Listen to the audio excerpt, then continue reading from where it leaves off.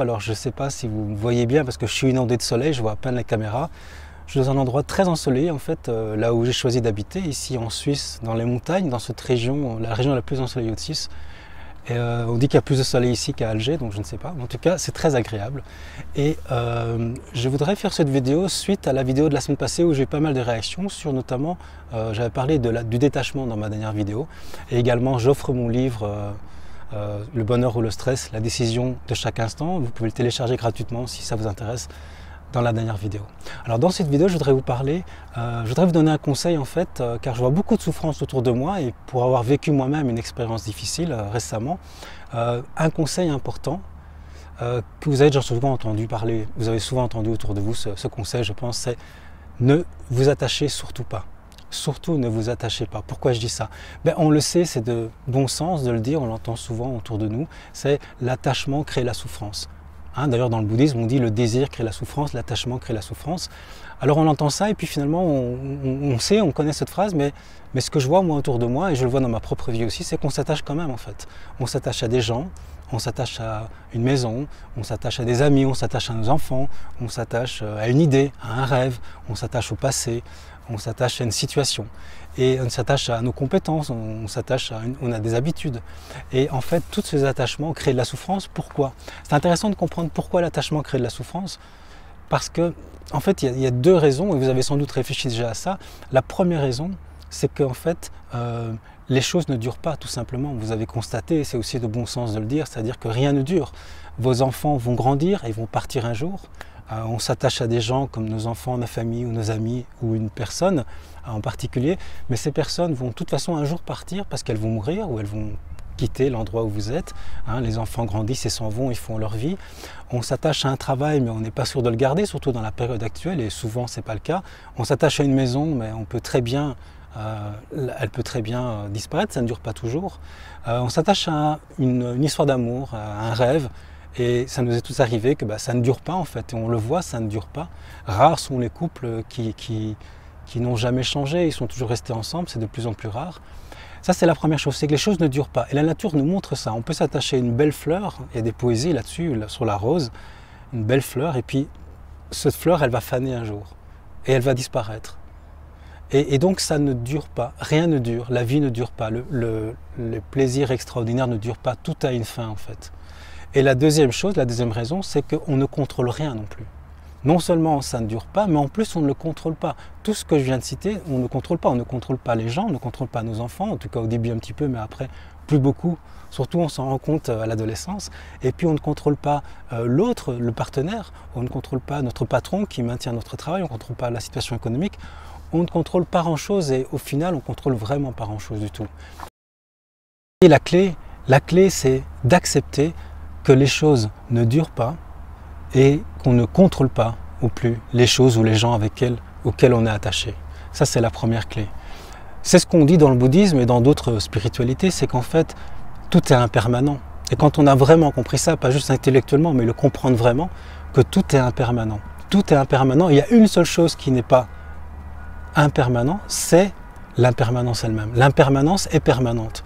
Comme on dit, il n'y a une seule chose qui ne change pas, c'est le changement.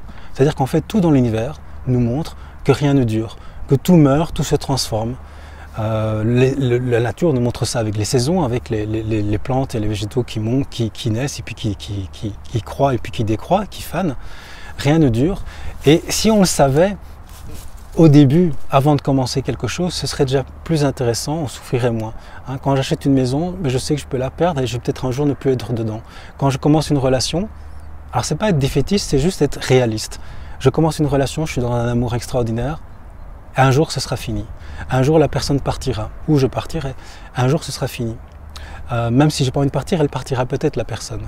Je suis dans un travail, un jour je serai plus dans ce travail. Si ça dure, tant mieux et je m'en réjouis et chaque seconde est une seconde où je peux éprouver la gratitude, mais je suis conscient que rien ne dure et que on fait pas ça évidemment quand on commence une relation, on pense pas, quand on se marie on pense pas au divorce, quand on a des enfants on pense pas qu'ils vont mourir un jour, mais si on avait cette conscience, cette lucidité, et la clé c'est la lucidité, cette lucidité dès le départ, eh bien on pourrait effectivement accepter mieux et vivre mieux la séparation.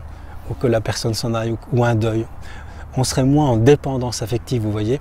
Donc au niveau des solutions, qu'est-ce qu'on a? Ben, la première chose, c'est la lucidité. Lucidité de la compréhension de ces lois universelles. Que rien ne dure, que tout est impermanent et qu'on n'a aucun contrôle sur tous ces événements. Et au fond, si vous y réfléchissez, on a des contrôles sur quoi dans la vie, hein? Ben, on a des contrôles sur pratiquement rien. La seule chose qu'on contrôle éventuellement, on va dire, c'est soi, mais même ça, votre respiration, vous ne la contrôlez pas, ça se fait tout seul, la pensée pense toute seule. Au fond, on contrôle vraiment pas grand-chose. Par contre, et on va le voir, enfin c'est un peu ça qu'on va développer, je voudrais développer, c'est qu'en fait, on est témoin de cette merveille de vie qui fait que tout arrive, il y a une succession d'expériences qui nous sont proposées et on accepte de surfer dans ce champ d'expérience sans s'attacher à une expérience en particulier parce que sinon on se crispe. Alors cette lucidité nous permet de comprendre ça, nous permet également de comprendre d'où vient, pourquoi est-ce qu'on s'attache autant aux choses, pourquoi est-ce qu'on a cette névrose de tout le temps s'attacher aux personnes, aux objets, aux maisons, aux lieux, à une certaine époque de notre passé, pourquoi on a ça.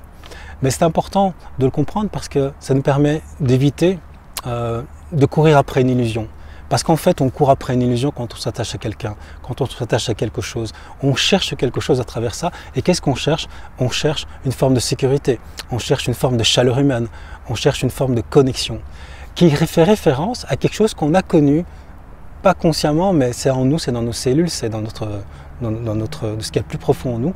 C'est cette époque, il y a très longtemps, juste avant la naissance, où on était dans un bain, dans le ventre de notre mère sans doute, et même avant, on était en connexion, on était dans tout et dans rien en même temps, et dans le ventre de notre mère, on était bien, tout nous était amené, et il y avait vraiment de l'harmonie, une chaleur, une protection, et puis nous sommes nés. Et le problème, c'est que nous sommes nés, entre guillemets, en même temps c'est merveilleux, mais en même temps la naissance a provoqué de la souffrance, parce que là nous avons expérimenté quoi? On a expérimenté la séparation, on a expérimenté la solitude, le froid, l'inconfort, et donc un bébé qui naît a des besoins, il a besoin de chaleur, il a besoin de manger, il a besoin de se changer, il a besoin de protection. Et il ne l'a pas toujours quand il le veut, parce que la mère n'est pas là, ou est partie, ou ne fait pas attention. Et donc le nouveau-né va expérimenter quoi? Et en psychiatrie, c'est connu, il y a un psychiatre qui s'appelle Bowlby qui a beaucoup travaillé sur ça. On parle de base insécure, quand dans un environnement où le nouveau-né n'est jamais sûr s'il va avoir ce qu'il a besoin. Et donc il va générer de l'anxiété. Et donc on va toute sa vie chercher à retrouver cette sensation de confort, de sécurité, de connexion qu'on a perdue. Et on aura toujours cette peur, et c'est pour ça qu'on va chercher à contrôler. On veut être sûr de garder, on veut être sûr de ne pas le perdre. Et donc on va avoir une forme de névrose. Et donc dès qu'on trouve quelque chose qui nous satisfait, qui nous donne du plaisir, de la sécurité, que ce soit un homme, une femme, une situation, une maison, clac, on s'attache dessus, mais de manière presque névrotique, comme je le disais, on est crispé et ça génère évidemment beaucoup d'anxiété. Et puis le deuxième problème, c'est que comme on ne contrôle pas les choses et qu'elles ne durent pas, eh bien on les perd. Et quand on les perd, on tombe en grande tristesse, en grande dépression. Hein, quand vous croyez à un amour et que la personne, pour plein de raisons, s'en va, vous a dit qu'elle vous aimait alors que ce n'était pas le cas, ou l'a cru et s'est trompée, ou peu importe, où elle s'en va, elle tombe amoureuse de quelqu'un d'autre, peu importe. Mais pour nous, quand ça nous arrive, évidemment, on tombe, c'est comme si le sol se dérobe sous nos pieds. Mais on aurait pu éviter cette souffrance, en tout cas, pas l'éviter, mais la limiter fortement, si on avait anticipé le fait que rien ne dure et on ne contrôle pas les autres. Et en étant beaucoup plus dans la joie et la gratitude de chaque moment qui passe en présence de la personne, ou du travail, ou de la situation, ou de la maison, on en profite beaucoup mieux et puis ça favorise plus que les personnes restent avec nous aussi, bien sûr.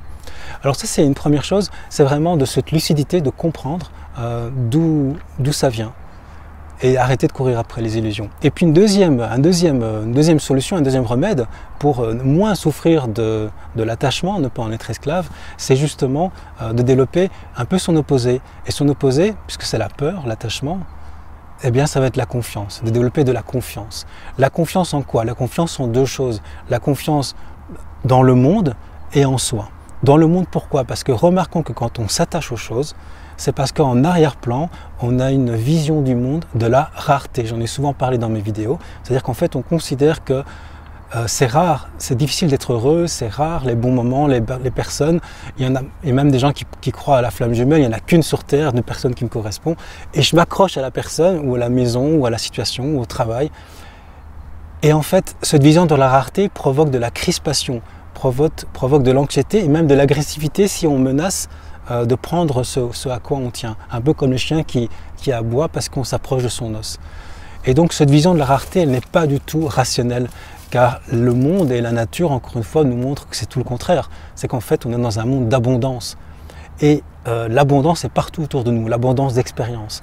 Et ça nous amène à ce deuxième type de confiance, c'est la confiance en soi. Et je termine avec ça, c'est que la confiance en soi, la confiance dans notre capacité d'apprécier une multitude d'expériences dans notre vie.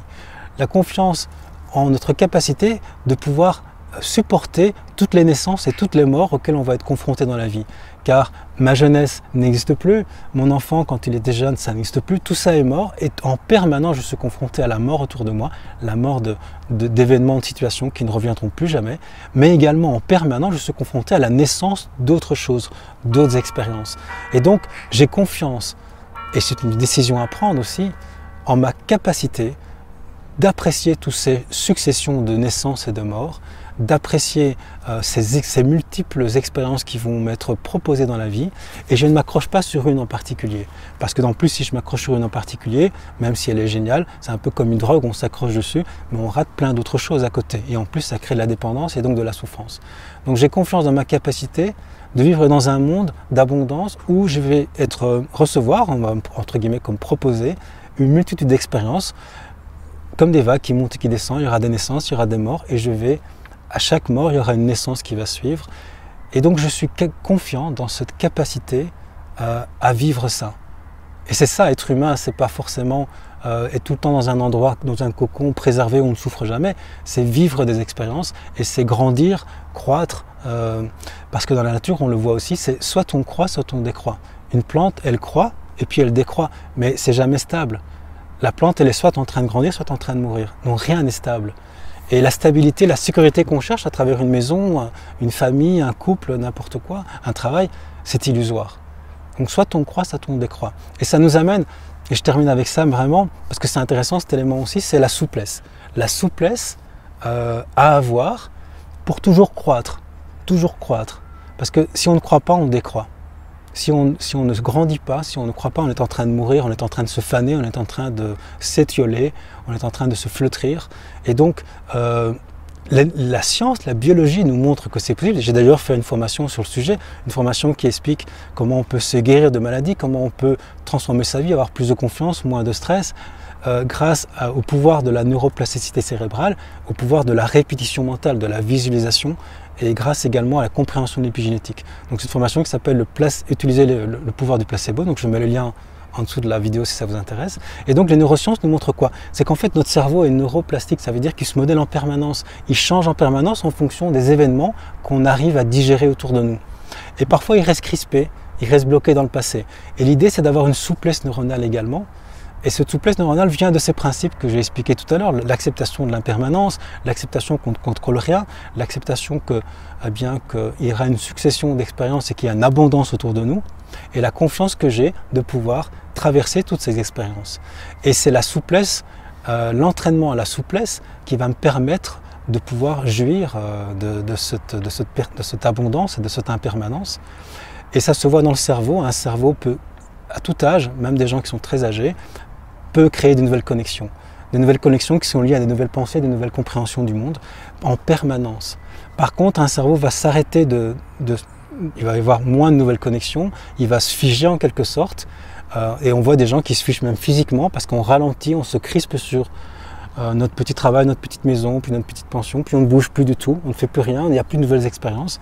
Et moi, ce que je vous invite justement, c'est vous entraîner à la souplesse mentale, c'est s'entraîner à faire de nouvelles choses, avoir de nouvelles habitudes, changer, comme voilà, par exemple ici, moi j'ai déménagé, mais c'est pas forcément des grandes choses, c'est changer ses habitudes, découvrir de nouvelles choses. Et cette souplesse mentale va nous aider à ne pas trop nous attacher, car l'attachement nous fait souffrir. Donc moi je vous invite vraiment, si vous connaissez des gens qui sont dans la souffrance de l'attachement ou en dépendance, vous pouvez leur partager cette vidéo, peut-être ça peut les aider. Et puis d'ailleurs ça m'intéresse aussi si vous-même vous êtes sorti de la dépendance, vous avez accédé au détachement.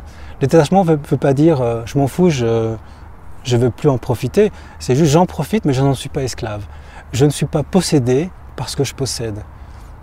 Les choses ne me possèdent pas. Je les possède, mais elles ne me possèdent pas. Je peux les perdre et tout va bien.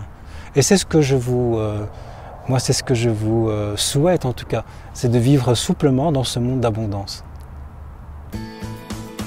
Être un rebelle sans se mettre à genoux, comme une étincelle dans ce monde de fous. Être un rebelle sans se mettre à genoux, comme une étincelle dans ce monde de fous.